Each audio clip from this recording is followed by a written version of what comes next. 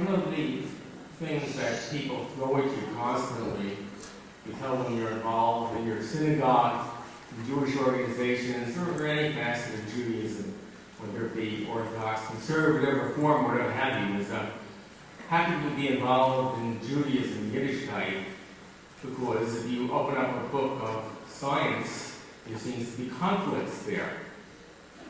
Well, as a member of the board of directors of the Association of Orthodox Jewish Scientists, we're constantly up against this, constantly answering these charges. And one of the ways we to address it is to tell people, if you really want to understand the fact that there is no conflict between science and Judaism, number one, you have to learn a lot more about Judaism. Number two, you have to learn a lot more about science. And when you know everything there is to know about both topics, then you'll see that there's no conflict. Inevitably, they always throw out, well, how can you believe in the concepts that you learn in the Bible of Genesis and Big Bang Theory? And the response is you have to learn everything you possibly can learn about Genesis, all the commentaries, and then you've got to learn the physics of the Big Bang Theory. When people thought, well, go into that, well, we stop right then and there because it's very, very complicated, the whole physics, the Einstein, etc. So tonight's speaker is going to defy this. He's going to be able to do what I've never seen anyone ever do and accomplish. He's going to be able to explain the basic concepts of the physics of the Big Bang Theory and how it relates and doesn't conflict with Judaism. And he's going to make it easy so that everyone in this room, you concentrate, will understand it. How he does it, I don't know, but you're going to see magic before your eyes. So I've seen him do it with other audiences. He still has some research work that he's doing there now at the New York University and taught at Ben Gurion University in Israel. And he's currently writing a book on actually teaching people these basic concepts that he's going to be lecturing on tonight. So with all due, I'd like to introduce my dear friend, Dr. Elliot Udell.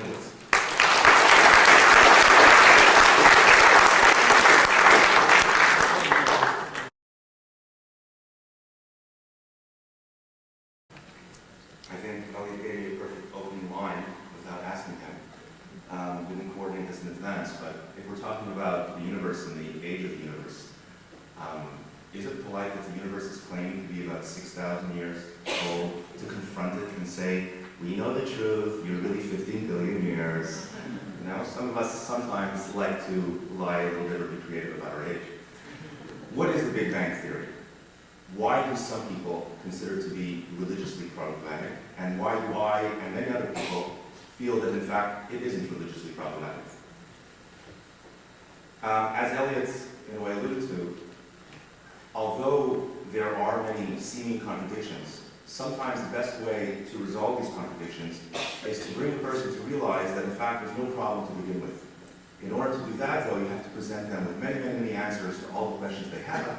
And then suddenly, rather than having many questions with many answers, everything falls away and you realize there was no question to begin with.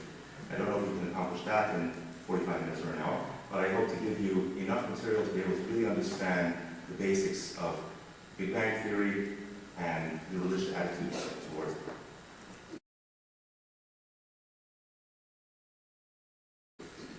There never was a time, I think, when the Jewish perception, the biblical conception of how the universe originated, and the general conception of everyone else in the world was exactly the same.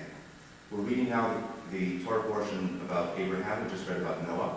Even if Noah had a tradition about the creation of the universe that was the same, probably identical to that which we have in Genesis, by the time of his death, when Abraham was living, there clearly were a majority of pagans and idol worshippers and so on, and Abraham, you know, went around the world teaching monotheism. So way back then, we can imagine Abraham having some kind of a symposium like this, talking to his fellow theologians and metaphysicians and philosophers, and teaching them about monotheism, about one God who created the universe for a purpose and so on. Many, many years later, over 1,000 years later, the Greeks began their own philosophical conceptions of what the universe is about. And eventually, the views of Aristotle gained probably the most acceptance. And in fact, for about 2,000 years, Western civilization accepted the ideas of Aristotle about the universe.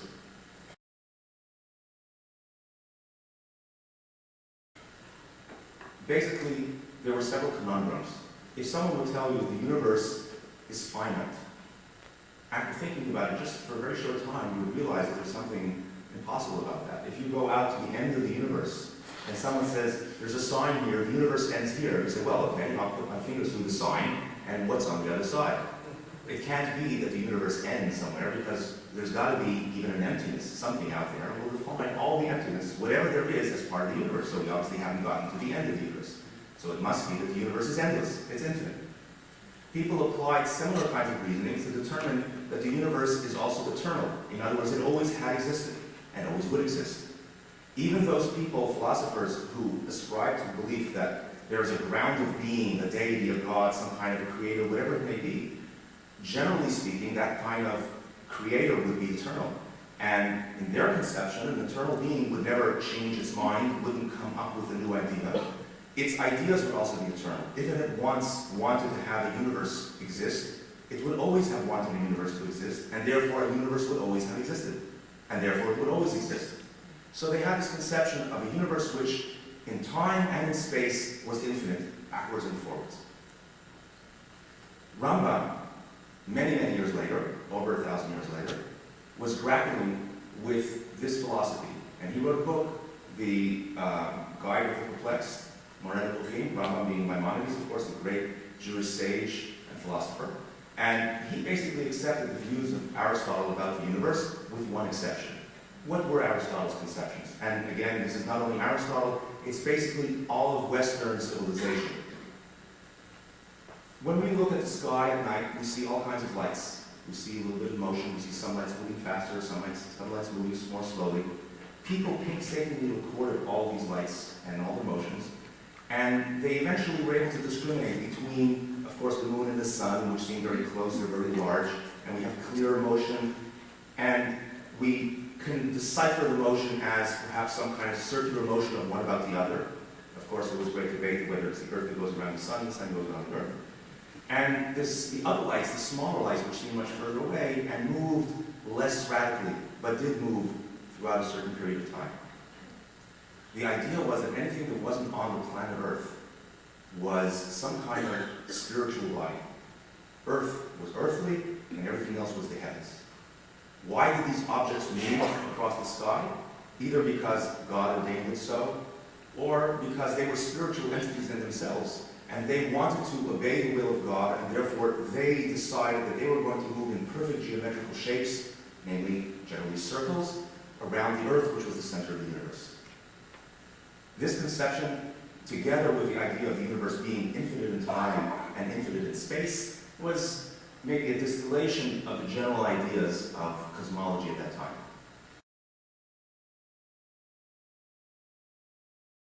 Maimonides, when faced with this idea, accepted most of it except for the idea that the universe always had existed. He said we have Genesis. Genesis tells us about a creation in time. The universe, in other words, exists now, and it has existed only for a certain finite amount of time, not forever. And therefore, I'm going to look at Aristotle's theory and see if there's any holes in it. He analyzed it very carefully, and he set out his position in the Guide of the Perplexed to show why he felt that Aristotle's views were not rock solid. And therefore, one didn't have to be anti-philosophy. One could just say, well, philosophically speaking, we don't ascribe to his views. Rambam also clearly states that had Aristotle's views been more convincing, had they been irrefutable, he himself would have accepted it, and he would have expected any reasonable person to accept the idea that the universe always had existed. But what then about Genesis?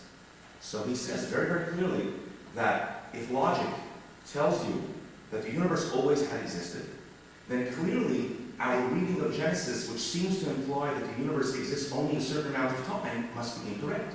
And we must understand that in an allegorical manner. In the same way that he pointed out many, many times in his works, that when it says, and God saw all that was good, or and God said, let there be light, do we really think that God had vocal cords? We know that in order to say something, there must be air molecules vibrating. And did God, before he created the universe, create air molecules and vibrations in these air molecules? And for what purpose? Who was listening? I mean, it's absurd. It's absurd. No one really reads the Genesis account and thinks that. In the same way, there are many aspects of the Genesis account that are clearly meant allegorically. There are some things about which it's not clear whether they're meant allegorically or not. Maybe when we're more sophisticated as children, we may think, God, whatever, some kind of a human with a long white beard, right, and saying, "Let there be light." We get a little bit older, we get a little bit more sophisticated, and we then see that, no, this means something deeper, something more mystical. And the more sophisticated we get, the more we might see deeper meanings in these things and realize that we don't have to accept necessarily all the literal implications of the story. And Rambam said, although it's a very seemingly fundamental idea that the universe exists only a certain amount of time, it's not a fundamental of Judaism that we must accept under any circumstances. If philosophy, or what today would be considered science, proves that it's not the case, we're reasonable people, we'll accept it. But since Aristotle's theory was not totally convincing, and he laid out many arguments to show why, he said, well, in that case, we have a choice. We have a choice to accept Aristotle or not accept Aristotle. And since Genesis tells us, seems to imply that the universe is not eternal, then we'll assume that that's in fact the correct reading.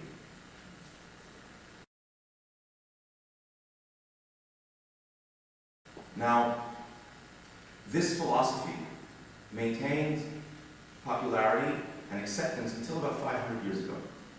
At that time began the scientific conception of the universe. We've all heard of Copernicus and his astounding conclusion that rather than the Earth being the center of the universe and the sun and the stars rotating around it, it was just the opposite. The Earth and all the planets were rotating around the sun. Now, there were seemingly many theological implications of that. People said, well, that means that humans are not anymore the center of the universe. Earth is not the center of the universe. Therefore, humans are somehow irrelevant to the universe and there's no God. Now, that of course doesn't follow. The church considered it to be a tremendous theological problem, although some scholars now say it was more a matter of politics, and they persecuted many of the people who came up with these theories. Looking at it, and many scientists at the time, Copernicus himself didn't see any kind of theological problem. He believed in God, he believed in creation. He didn't think that his theory in any way dethroned humanity, made them irrelevant. He didn't think that his theory proved that there was no God. Other people used his theory to try to put theological implications into it. And when it became clear that his theory made a lot of sense, then of course the religious side of things kind of lost a little bit of value, totally unnecessarily. This scientific progress continued with the work of Galileo and Kepler and Newton. And what they did is they realized that the universe follows, the natural objects in the universe follow very, very simple natural laws. Just like we all know as we're sitting here, we feel a weight, we feel ourselves being pulled into the seat, and we call it the force of gravity. It's just a name. We can figure out an equation, a mathematical equation, which tells us how fast will something move if you let it drop. How much force will the earth exert on us as we're sitting down or as we're standing?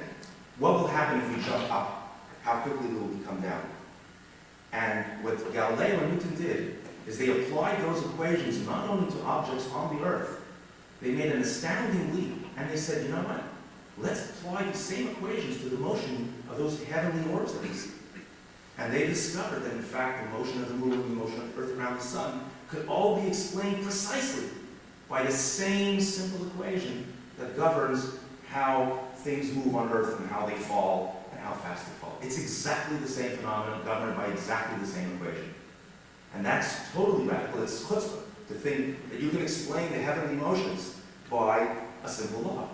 But immediately what happened is the conception of the universe changed. Instead of having these spiritual entities moving around in perfect circles at the behest of God, you had these planets made of material just like the earth is made, moving around as a result of the laws of gravity, just like the laws of gravity operate on earth. Just as an aside, let me tell you a little bit about how that works. If you have gravity pulling down an object towards the surface of the earth, straight down, it'll fall straight down. If you throw it like this, then we all know it makes some kind of trajectory and land again on the earth. Since the earth is curved, if you throw it fast enough, then it'll fall down somewhere down over here. If you throw it even faster, by the time it has fallen down, it'll have gone a little bit past the horizon already. And you can see maybe where that's leading. If you throw it fast enough, it'll go all the way around and then back. If you throw it even faster, there's a certain speed at which the speed at which it falls is countered by the motion sideways. It's moving sideways because you shot it sideways, and it's moving in towards the earth. It's moving in this direction because you threw it, but the earth is pulling it in. It tries to move again in the direction you threw it, but the earth is pulling it in. At a certain speed, it will exactly make a circular orbit, or an elliptical orbit. And this is something that they realized mathematically, and they have found a mathematical equation which describes all these heavenly motions. So again, we have a totally different picture of the universe. What hadn't changed, though, was the question about whether or not the universe was infinite in time, infinite in spatial extent. And that had to wait until Einstein came. Now, you can see that there's a general difference when I say the beginning of scientific theories as opposed to maybe the pagan ideas that had credence at the time of Abraham. We have many records of creation accounts and flood stories from those times, from various parts of Mesopotamia and Sumeria and so on. And they bear some similarities to what we have in Genesis, but there's a difference. And at the time of the Greeks, they had never thought even to test any of their speculations. To the Greeks, it was obvious, to the philosophers, however ingenious they were, that two objects which weigh different amounts will fall at different speeds. Obviously, something that's heavier falls faster. I mean, that's obvious to everyone, but it's not true. And any simple demonstration will show that it's not true. We've all heard the story about the Leaning Tower of Pisa and so on and dropping things off. Whether or not that's actually history, anyone can try if you drop two things, one very heavy and one light, and they'll hit the ground at the same time. Of course, if it's a piece of paper that flutters in the air or something like that, it's a different story. But if you take a small coin and a heavy rock, basically they fall the same. If you drop them, they'll hit the ground at the same time. They never even thought to try an experiment like that.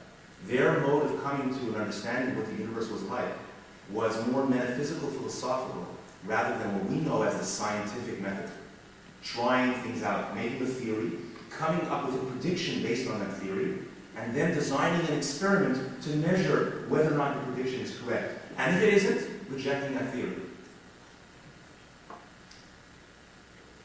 Einstein was the first one to put the finishing link in this idea of the universe in terms of eternity and infinity.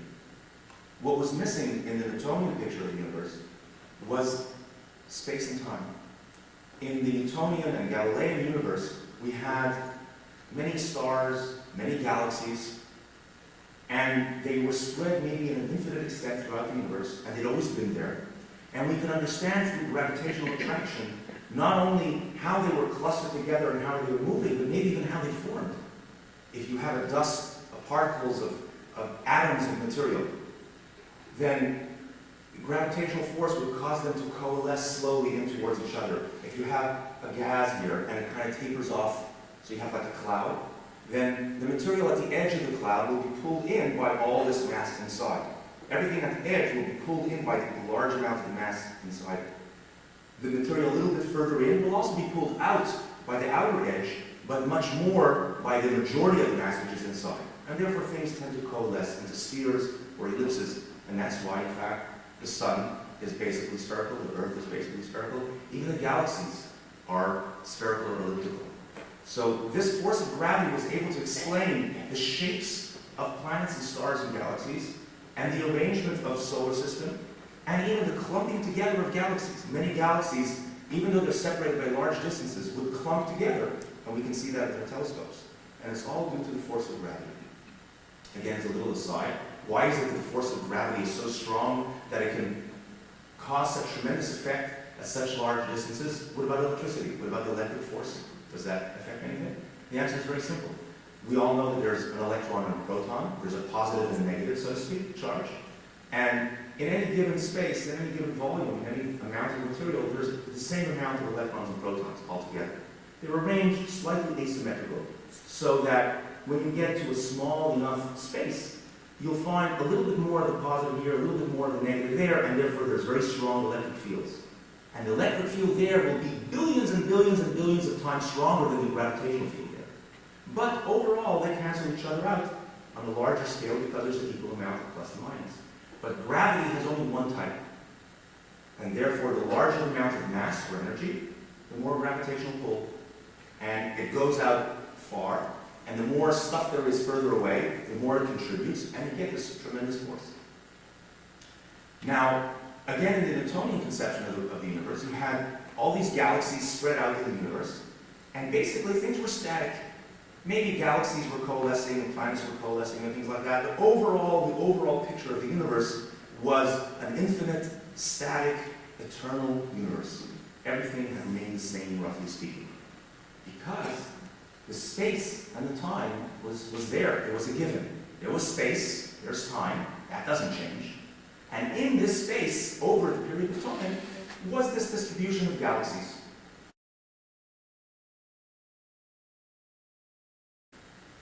Einstein came along and fundamentally changed all that. In his special theory of relativity, he united space and time, and also matter and energy. Many of you have maybe heard the term space-time, because we now understand that space and time are really, in a sense, different aspects of the same thing, so to speak. In the same way that you can rotate something and change its pointing in this direction to its pointing in that direction, if you think not only of 3 directions of space, but 4 directions of space-time, and I know this is totally abstract, you can kind of rotate something so that it has more time and less space. Something like that. We'll just leave it at that. You also, I'm sure, have heard of E equal mc squared. Now, what is radical about that? What it says is that you can convert mass into energy and energy into mass, meaning that they're fundamentally the same thing. There's matter energy. And sometimes it can manifest itself as mass, and sometimes as energy. And you can certainly make it more mass and less energy and less mass, and so on. In his general theory of relativity, he then took those 2 pairs, the mass energy and the space-time, and merged them all together. And what he had was an equation, the Einstein equation. On one side was the matter energy, on the other side was the space-time. Now, what about the space-time was affected by the matter energy? It's the warping. It's the nature of the relationship of distances of spatial points. We'll tend to think of space as a given, time as a given, but it's not. It's affected by the matter energy. Now, the next step of chutzpah, of hubris, was to apply this theory to the universe as a whole. And to try to come up with a theory of the space-time of the universe. Not only the space-time around the star or the space-time near a galaxy, but the actual space-time of the universe. At this point, we really begin to get a scientific theory of the universe. Not of the matter, like the galaxies spread within a given space-time of the universe, but the actual theory of the universe as a whole, the space and the time, the matter and the energy. And lo and behold, what did his equations predict? And this is not something that he knew in advance or he put into the equations. He came up with the equations through brilliant insight and a tremendous intuition. And he came up with these beautiful equations after many years of various attempts. And the equations, which were solved also by other people, showed that the universe was not static. Now, in our ordinary experience, when we look at 2 parallel lines, by definition, 2 parallel lines will never meet. That's what parallel lines means. If you draw a circle, you may remember and maybe still not have good memories of pi, the ratio of the circumference of the circle to the diameter. However large a circle you draw, if you measure the diameter, and if you measure the circumference, and you measure the diameter, and you make a ratio of one to the other, no matter how large the circle is, or wherever you measure it, you'll always get the same ratio. It's always the same amount. The amount of the diameter times 6.28 gives you exactly the amount of the circumference. Draw a smaller circle, measure the circumference, you know it's exactly 6.28 times the diameter. Measure a huge circle, it's the same thing. But if you measure it on the surface of the Earth, and you draw a circle, then obviously, if the Earth is curved, then you're going to get a circle like this with a hump in the middle. You're going to get a different size. The circles are going to get larger and larger and larger, then smaller and smaller and smaller. If you measure the diameter of a circle, which is like this, if that's the diameter, that's going to be even larger than the circumference. So when you draw a circle on a curved surface, you're going to get funny results. Now, it turns out that space can actually have this property. The very space that we're talking about, not on the planet Earth, just outside, not because you're drawing it on a curved surface, but space has properties that are affected by matter energy. If you draw a really flat circle, not this circle that's not really flat because it's drawn on a sphere, but a really flat circle, you will find that when you're near matter energy, the ratio is different. Space has been warped or curved by the presence of matter energy. And there's something that's very radical that comes out from this concept. If space warps sufficiently, what can happen is that it closes. What that means is, just like the planet Earth is round, if you go in one direction and come back to the same place, if you go straight in space, not because you're making a circle like on the Earth, but you really go straight, you go long enough, you'll come back to the same place. Now, how could that be? It's impossible, but it's not impossible. Mathematicians showed that it's entirely consistent with mathematics that this should be the case in mathematics. Physicists then wondered, one second, if this is logically consistent, can it be that our physical space also has the same properties? And Einstein's theory showed that not only that it can, but that it does, and he came up with an equation that shows by how much. And the solution to his equations showed that it's very possible that our universe is in fact finite in size. That it's not that there's a ball out there, and it's not that it's infinite, but it's so heavily curved by the presence of all the massing that even if you go in a straight line, you will come back to where you started, in whatever direction you went. And this was a radical philosophical innovation. We did not anymore have to think of the universe as being infinite in extent. It wasn't a paradox anymore. It could be that the universe is finite. His equations also showed something so radical that even he himself was willing to accept. And that was that the universe is also finite in time. If you solve his equations for the universe, you find out that it's not possible that the universe is static, but instead the universe is expanding. What does it mean that the universe is expanding? It means that the space of the universe is expanding. Not that there's an empty space like in the Newtonian conception, and there's matter like galaxies, and the galaxies are spreading apart further and further into some kind of a void. No, it's the actual space of the universe which is increasing. It's a very, very difficult concept. It seems totally counterintuitive, but that's what it is. You have galaxies. You have a distance between neighboring galaxies, and the distance between them gets larger as time goes on without them moving, because the space between them is expanding. Effectively, to us, we see them moving apart from each other. But it's not that they're moving apart, it's just simply that the space between them is getting larger. Now, if you extrapolate that backwards, if you say, well, one second, all these galaxies are moving apart. If they're moving apart, and this was the case before, then a little while ago, the universe was a smaller place. There was less space in the universe. And even further back in time, it was even smaller. And further back in time, it was tiny. And everything would coalesce into basically the point. And that's where kind of space-time seems to annihilate. There just isn't anymore. What that means is that at some finite amount of time in the past, the universe began.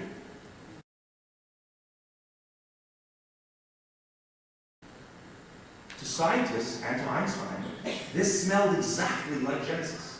For thousands of years, people had this conception of the universe as infinite in extent and infinite in time, and philosophers, religious philosophers like Maimonides, were constantly struggling with this, how does one reconcile the ideas of science and philosophy that the universe is eternal with Genesis, which says that the universe exists only a finite amount of time, and lo and behold, science now proved that the universe was not eternal and had a finite age.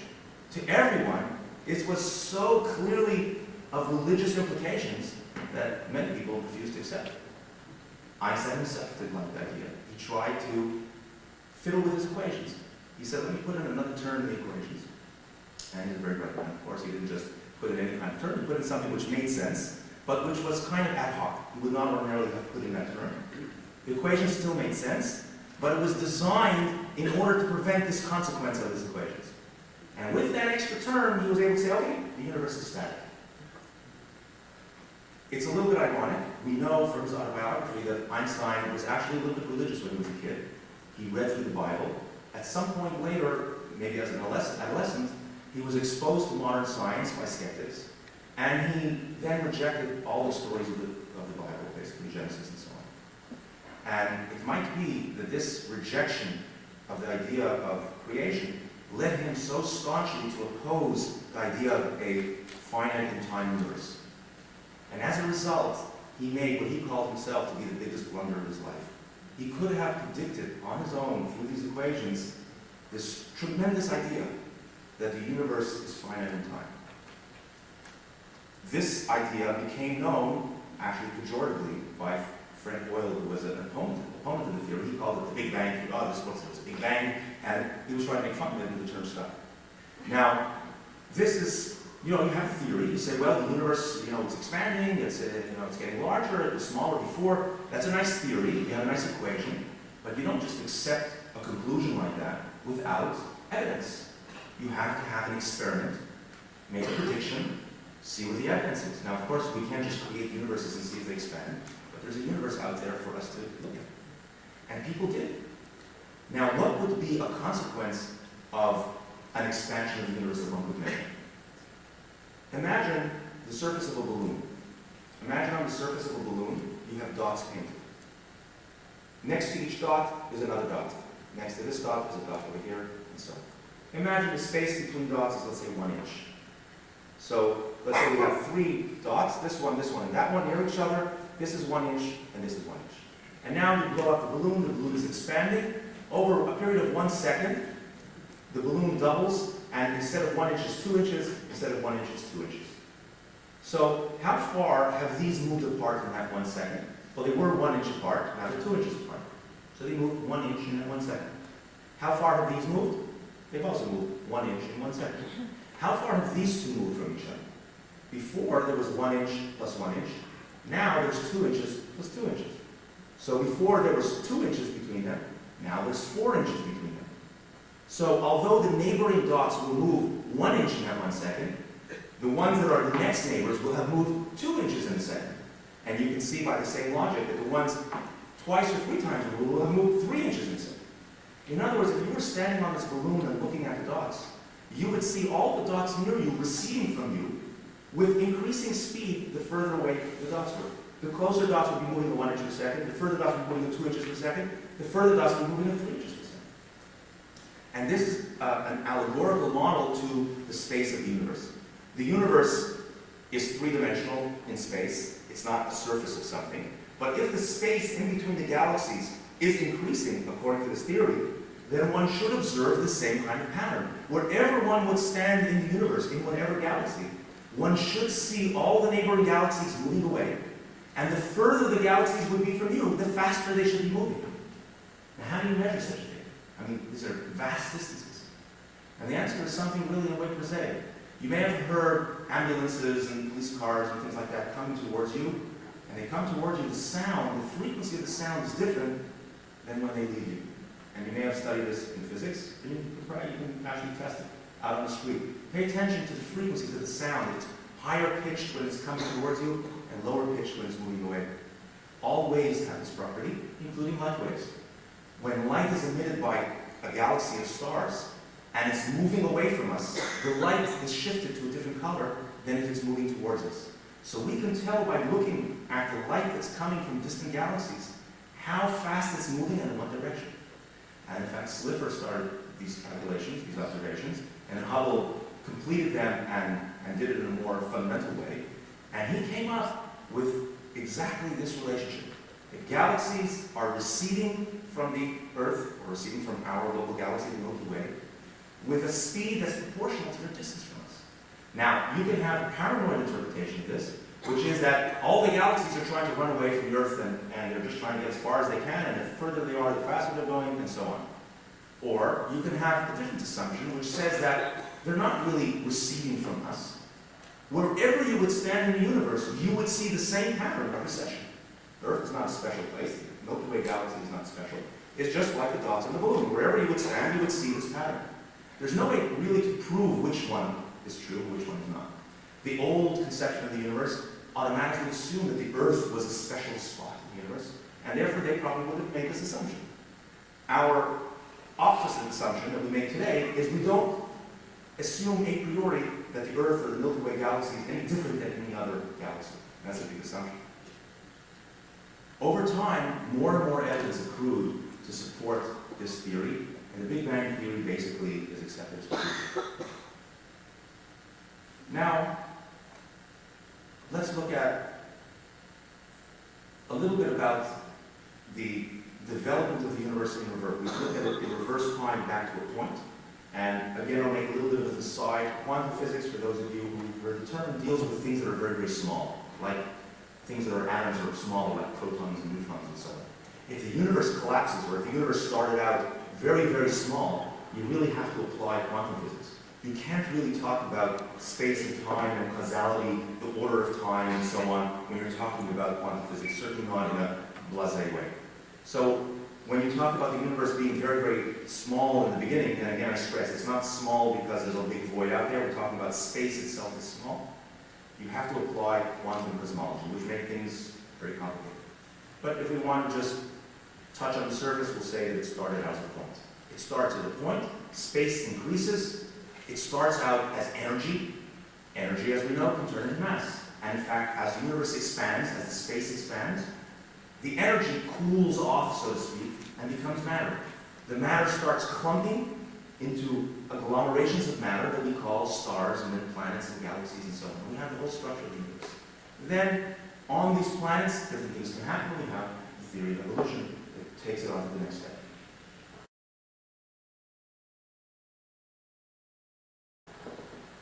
Now, it's very, very ironic that the scientists, for example, Copernicus, when he came up with his theory, showing that it's so much simpler to look at the motions of the heavens and to see it all as rotations around the sun, orbits around the sun, rather than looking at them in complicated patterns as seen from the Earth.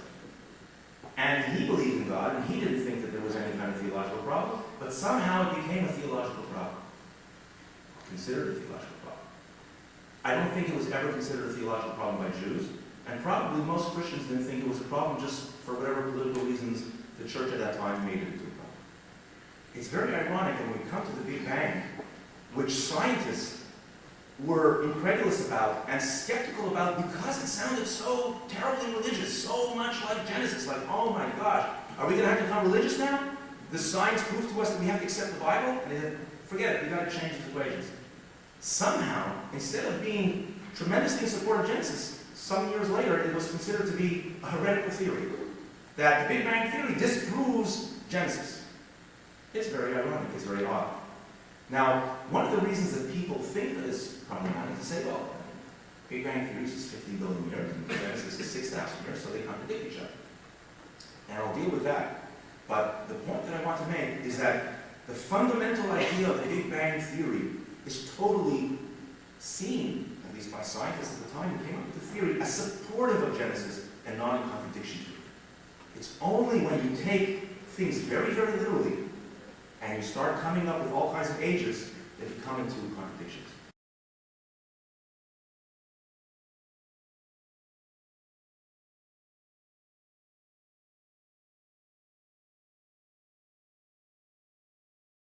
Now, what is this age of 6,000 years? Do you know that nowhere in the Bible does it say that the universe is 6,000 years old? Nowhere does Abraham say, X thousand years ago when the universe was created. Nowhere does God, when he's speaking to many of the prophets, say, 3,000 years ago when I created the universe. Nowhere does that date appear. Nowhere. In the Talmud, I'm not an expert in all of Talmud, I don't think that they really talk about this. There are mentions of cycles of time, 6,000 years and 7,000 years, but there are many cycles. And Kabbalistic lore has many, many allusions to millions of years and billions of years of all kinds of different cycles. It doesn't seem as though anybody really took seriously the date of 6,000 years. So how did it come about? If you count up from the time of Adam, and you see, well, how long did he live, and how old was he when he gave birth to his son, and how old was his son when he gave birth to him, and etc., etc., you count up all the dates, and you get 6,000 years. But that's only if you accept certain things as very literal. For example, Breshit bara Elokim et hashamayim v'et haaretz. In the beginning, this is the way it's usually translated, everybody's familiar with it. In the beginning, God created heaven and earth. Right? You open up the Bible, anywhere in the world, In the beginning, God created heaven and earth. That is not necessarily the actual translation. The classical commentaries, the Jewish commentaries, point out that in Hebrew, Bereshit bara Elohim doesn't make sense. It's grammatically, like in English, if you would say, in the beginning created. It's the wrong, it doesn't work. Either in the beginning God created or in the beginning of the creation or something. You can't say in the beginning created. It doesn't work. And they point out, therefore, that it must be a different reading. And the reading that they choose is Bereshit bara Elohim, not Bereshit bara. There's no dots in the Torah. You've ever seen a Torah scroll? There's no punctuation. And they say it's Bereshit bara. What does that mean? In the beginning of the creation of heaven and earth, when the earth was void and formless, then God said, let there be light, and there was light. Not in the beginning God created heaven.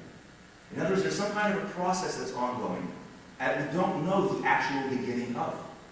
Right away, the very first word and the second word, the conjunction, give us this big secret that it's not necessarily talking about the actual very beginning. In addition, the commentaries point out an alternate interpretation. How could it be Bereshit bara if you don't read it as Bereshit bara, but you actually read it as Bereshit bara? And they show that what it means is, for Reshit did God create. Now what is Reshit? And Reshit, they prove, means various things, the people of Israel, the land of Israel, all kinds of things. In other words, Bereshit bara doesn't mean in the beginning God created, but for those things that are called Reshit did God create the world. In other words, Genesis is not trying to tell us about how the universe was created, but why the universe was created. It's the meaning, it's the purpose of things, not the mechanical way or the time when it happened. And these are totally, fully fundamental, traditional interpretations. In other words, there is no necessity to accept the idea that the universe is 6,000 years. You can. It's a legitimate Jewish interpretation of Genesis. But it's certainly not the interpretation, and it certainly wasn't everybody's interpretation, and the number never even came up in the literature until probably recently. Now, I mentioned before about God seeing, and God saying, and so on, and God stretching out his hand and taking the Jewish people out of Egypt. Nobody here, I imagine, really believes that it means that in a physical sense. And Maimonides and various other Jewish philosophers spoke at length about how one should interpret the creation story and the Garden of Eden story, not because it contradicted science, but because it was obvious to them that it didn't mean this, in a way, childish, simplistic, naive interpretation that people were giving. And just as in the time of Copernicus, people made assumptions, projected their own ideas of what Genesis meant, and that the Torah said that the sun is the center, the earth is the center of the universe, which it didn't really say, or it said it only in a poetic way. And then they created some kind of alleged controversy and contradiction between science and religion that didn't really exist, even according to the scientists who discovered the theory. And the same thing, in a way, happened, but in reverse with Einstein. Einstein came up with this theory and rejected it because it sounded too religious. So it was just the opposite. So I would certainly not say that there is a contradiction, there is a problem, and there are many resolutions, but there really isn't a problem.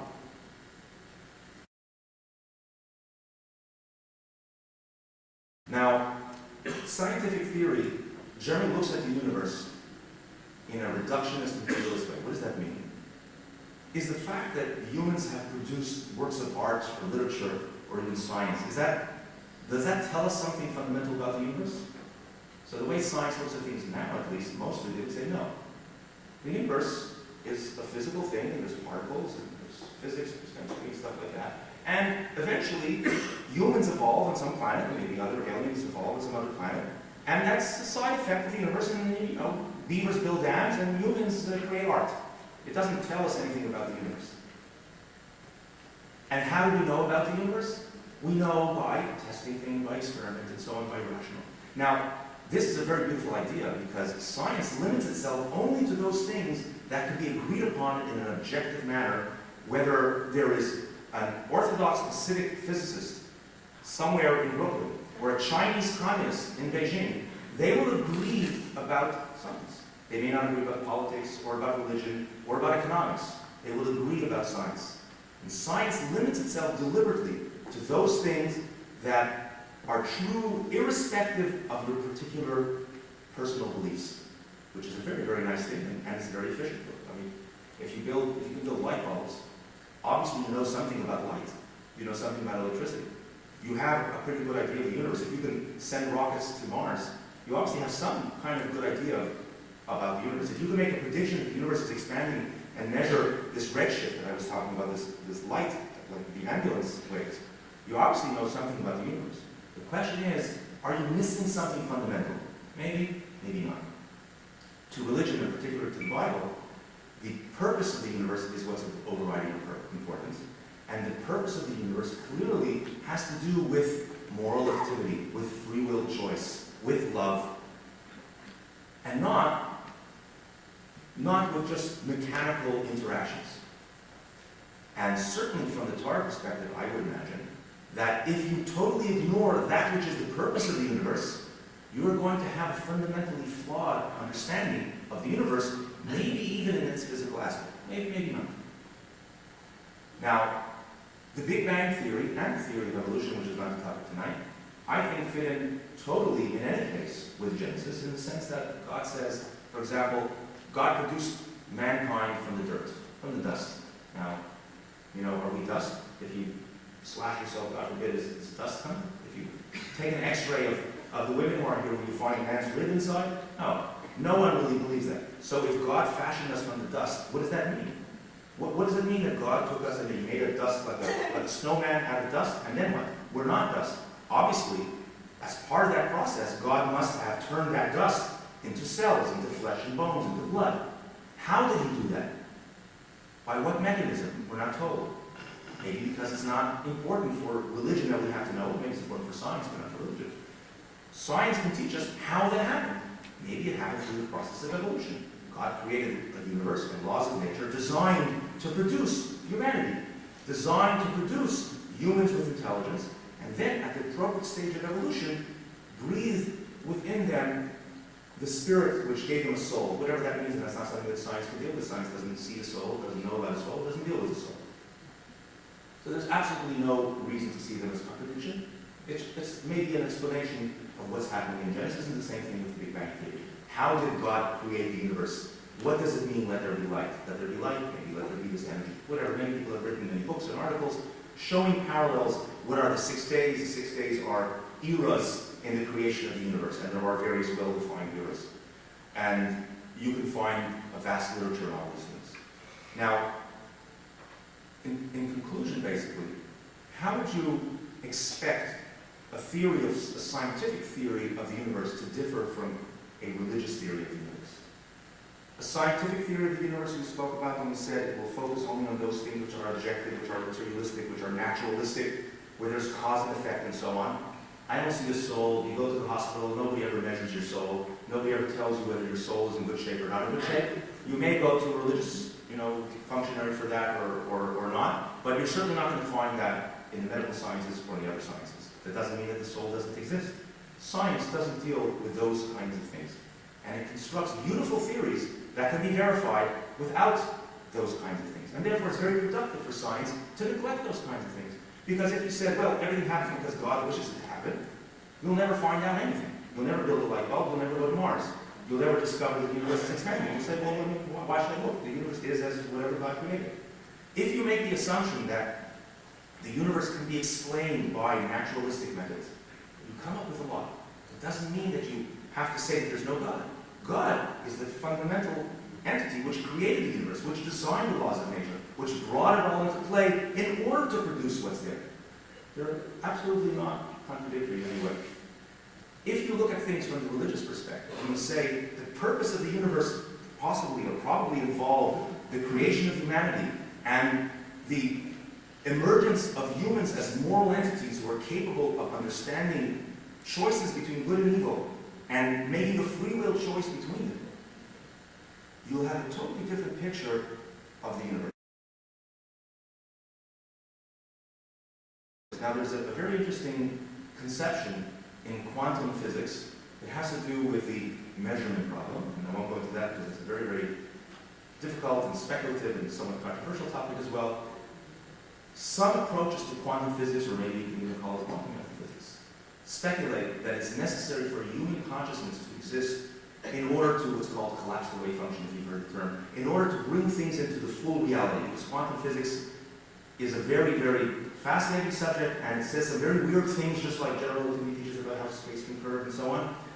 It says some very fundamental things about the nature of reality, and it may be that, in fact, a human consciousness is necessary in order to bring things into what human consciousness observes as reality.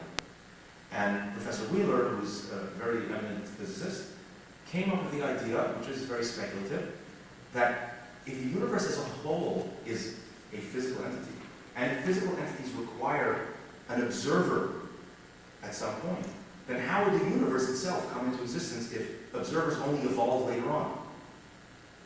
And he came up with a very beautiful concept that the universe emerges into existence, it evolves, and eventually, after some time, there evolves within it a human being with consciousness, awareness, that's able to observe the universe. And this then, in some sense, retroactively gives existence to the beginning of the universe, allows the universe to emerge.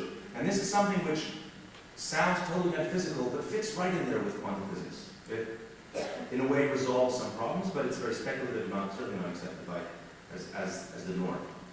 But one can certainly see from the religious perspective that understanding the nature of the universe through the perspective of meaning and purpose and free will choice puts a totally different light even on the Big Bang Theory, even on the question of how the universe emerged into existence.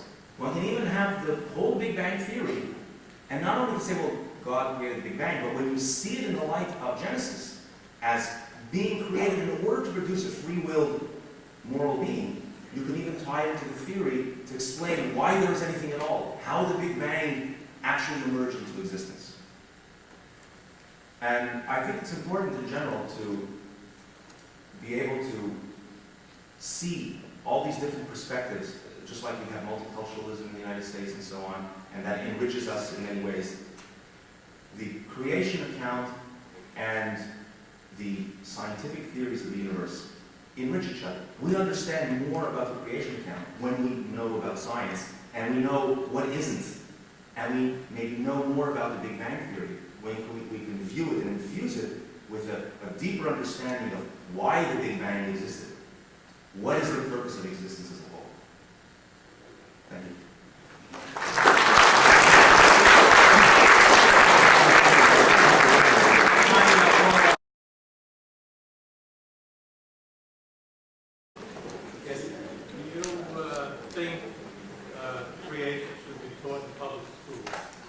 Do I think creation or creation theory? That's the controversy. Okay, I mean, this is a question that involves public policy and educational policy and so on. In maybe the spirit again of multiculturalism and postmodernism, maybe all different theories, the Aztec theory of the origin of the universe and some African tribes understanding how the universe began, maybe those have just as much weight as the Bible. So it's not a matter of should Genesis be taught, but should one teach creation accounts that are not quote-unquote scientific?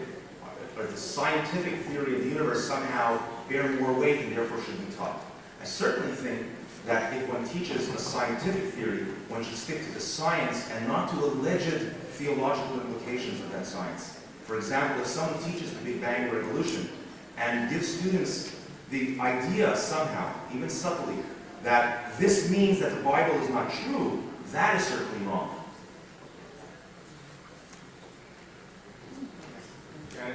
Life on other planets, life elsewhere in the universe.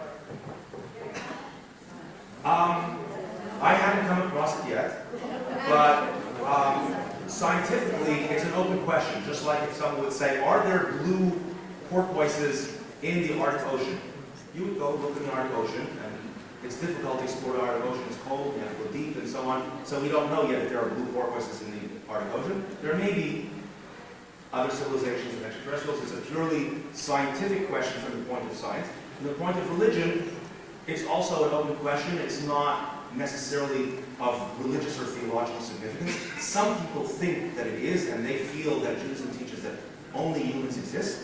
Many Jewish philosophers and scientists have written articles about this, showing that they certainly don't think that Judaism teaches that that is the case. So religiously and scientifically, it's basically an open question. And for me personally also, it's an open question. I don't think that those claims that people have made seeing aliens, I don't think personally, is reason for me to accept that they really were there. But on the other hand, there's no reason for me to assume that there aren't any.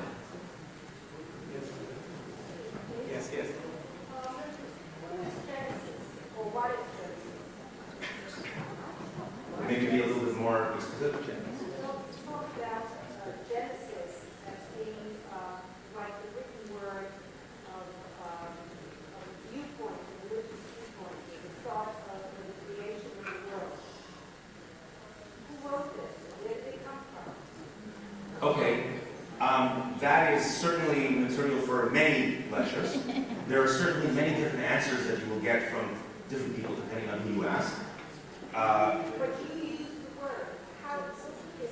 When I use it, I don't mean necessarily to give a personal stance as to how I view it or how I think you ought to view it, but because the topic was the Big Bang and maybe Judaism or something in the age of the universe, and that has to do with Genesis, I just speak about Genesis. The actual idea of how it came about and what does it mean and who wrote it and so on, there are many subtle, nuanced views. For example, one view that I have proposed is it may be that the story of Genesis is a prophetic vision experienced by Adam. For example, it may be any number of things. None of those, there are many ways of interpreting it in subtle ways which do not contradict the religious claim that it was revealed by God to Moses at a specific time. Many scholars will not necessarily accept the view that in fact there is a God and therefore that he revealed everything to Moses and so on and so forth. But those are topics which one could expound on at length. But I don't see any reason scientifically, philosophically, historically to negate the possibility that in fact there was a divine revelation from God.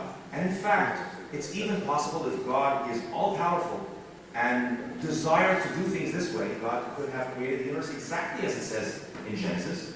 Maybe God does see and does talk, and he created things in 6 days, and then put it all together in a way which would be consistent with the Big Bang Theory. That's certainly possible. It could be. Do I think it happened? Not necessarily. Room for one more question, and the cafe is open in the back.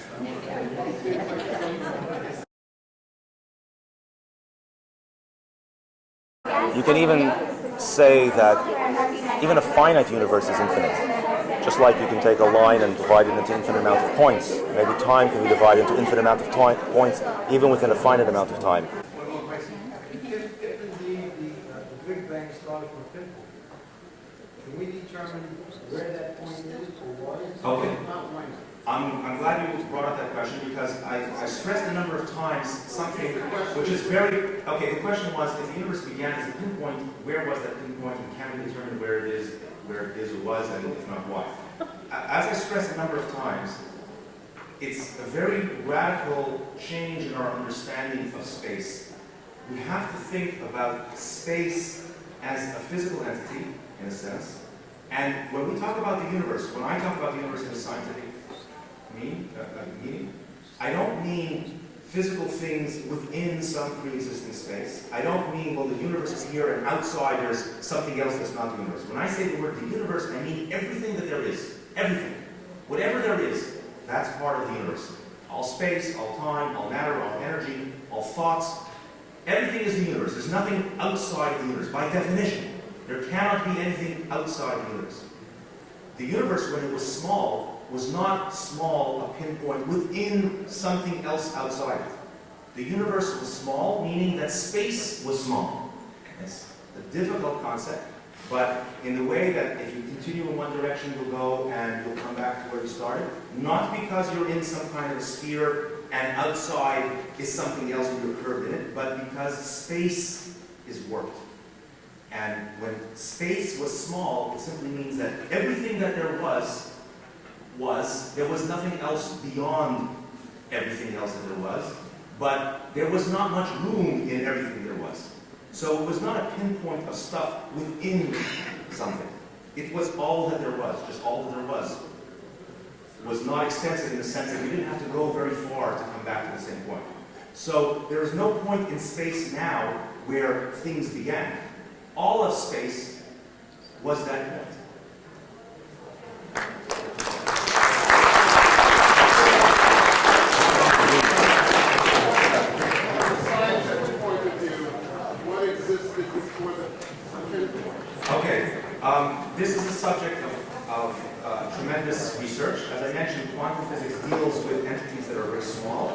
if you go backwards in time in this model of the universe as it collapses and backwards in time, rewind, and it gets smaller and smaller, we get to a point where we need to apply quantum physics in order to talk about the universe. Now, quantum physics deals with some things like space and time and causality, and the questions of what happened first and what caused what is very, very subtle and very complex. And you cannot apply it naively to times within one small fraction of a second. The question, therefore, of this timeline and going back in time becomes very fuzzy when you get close to that point. If the theories are correct, then space and time are physical and they're tied up with matter and energy. And just like matter and energy became, so did space and time. Our conception of the universe is so time-oriented we think that there has to be a cause to everything. There has to be a beginning to everything. But philosophically, that's not necessarily the case. There does not have to be a cause to everything. Everything within the universe has a cause.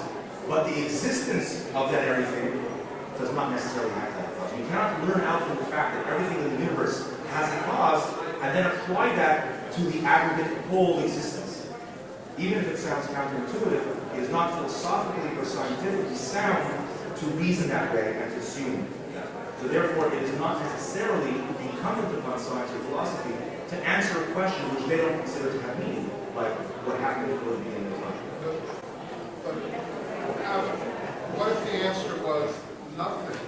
Nothing. No thing. Nothing already sounds like something. Something is called nothing. By definition, universe means, I don't want to say everything because they say nothing. Universe means whatever.